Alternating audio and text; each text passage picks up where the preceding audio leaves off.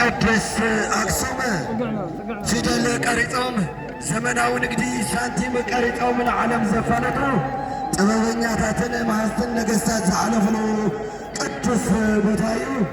ከምኡውን መርኣያ ሓድነትን ፍቕርን ክልተ ነገሥታት ኣብ ሓደ ወንበር ብምዃን ንዓለም ሙሉእ ዝገዝኡ ዝነበሩ ኣምርሃ ወኣጥብሃ ነገሥታት ዓለም ዝነበርሉ ቅዱስ ስፍራ እዩ እሞ እግዚአብሔር ዝተመስገነ ይኹን። ኣብዚ ቅዱስ ቦታ እዚ ስለ ዝተረኸብና